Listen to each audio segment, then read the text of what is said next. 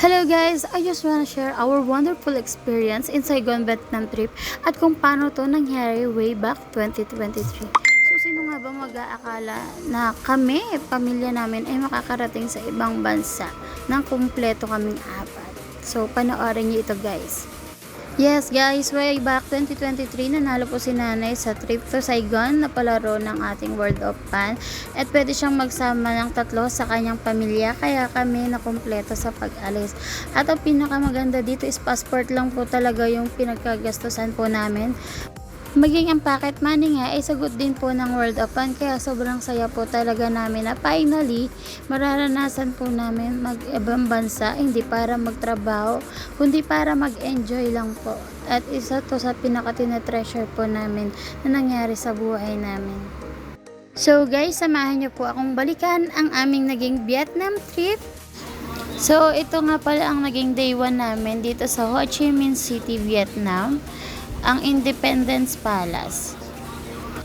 Ito pong Independence Palace is nag-serve po siya as home and workplace ng president po ng South Vietnam during the Vietnam War.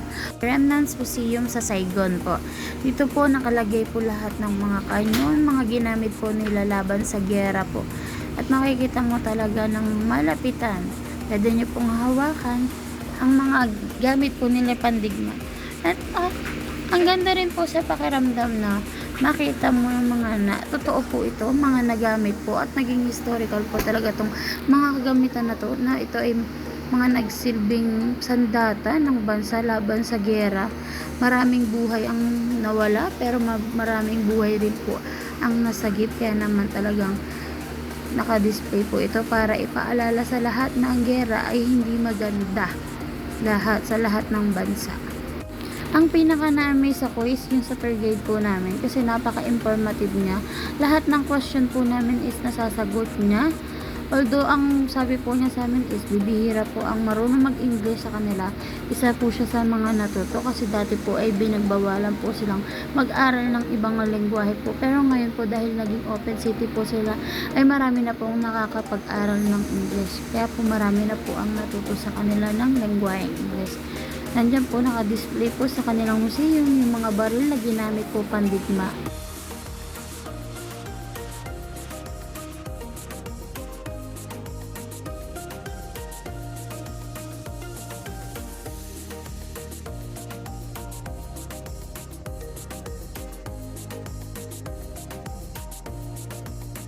At sa day 2 rin po, pinuntahan din po natin ang Cu Chi Tunnels po. Dito po matatagpuan yung mga naging kuta po nila. Dito po sila mga nagtago during the Vietnam War po. And makikita po natin dito yung mga patibong po na ginawa po nila. So dito nga guys, na-amaze talaga ako kasi sobrang detalyado talaga and pagka namali ka talaga ng panahon na yan, mapunta ka dyan sa area na yan, wala ka talaga magiging buhay dyan.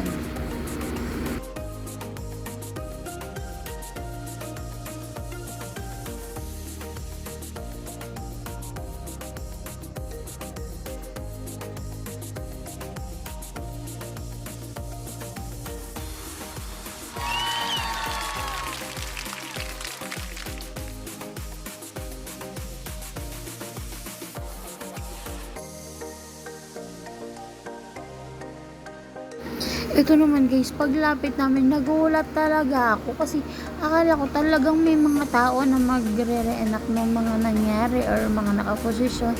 Pero pagkita ko talaga, paglapit ko, mga manikin pala sila pero hindi mo maiisip na manikin lang sila guys kasi pag nasa malapitan po talaga as in parang totoong tao talaga po ang mga itsura po nila.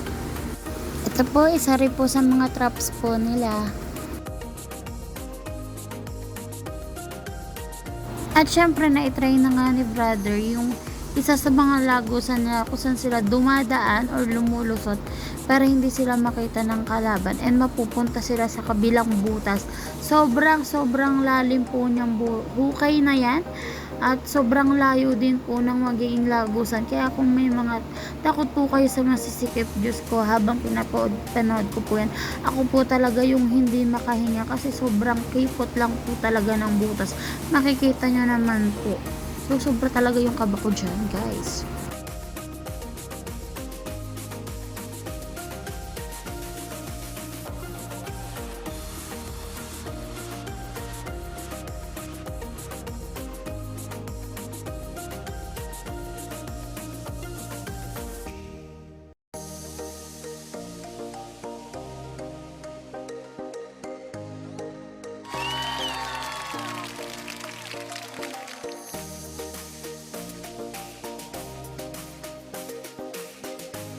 At syempre, matapos ang mahabang araw, syempre need natin mag-rest sa ating hotel. So, ang day trip po natin ay sa Bintrang Temple, Pagoda. Pero wala po ako naging video dyan. Ewan ko kung bakit, kung saan napunta, kung bakit di ko na-upload. Pero ayan na po, ibang picture po namin diyan. So, wala po talagang video. Ewan ko ba kung bakit. At after nga natin sa temple, guys, so, diretso na tayo sa Mekong Delta. Hindi ko alam, pero natatakot talaga ako sa tubig kasi parang anytime may lalabas na buhaya. Pero ang maganda mo dito, sobrang ganda ng bangka. Hindi ka matatakot kasi hindi siya maalog. And may mga safety jacket din po, may mga seat belt din po diyan. And talagang comfortable po siyang upuan. And syempre sa boat po is may mga kasama rin po tayo na mga turista rin po.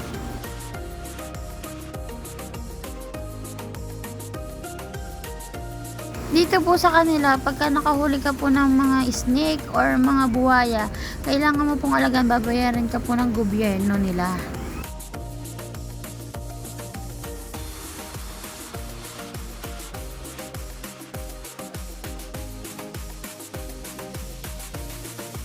Eto guys, hindi ko talaga kinaya. Diyos ko, dahil makikita nyo naman, tapos iinumin nyo pa, ewan ko na lang ba talaga. Ang day 4 nga pala namin ay sa Saigon Center, Takashimaya.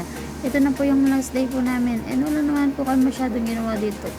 Naglibot-libot lang, tingin-tingin lang po.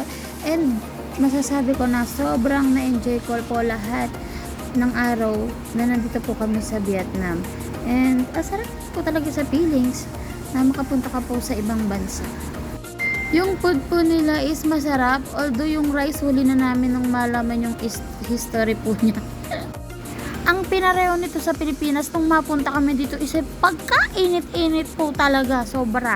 Ang nakakaamis dito is yung kalsada, sobrang daming motor po talaga, grabe. Tapos yung mga tumatawid talaga, makikipagpatintero talaga, hindi ka talaga titigilan, tumawid ka kung kaya mong tumawid.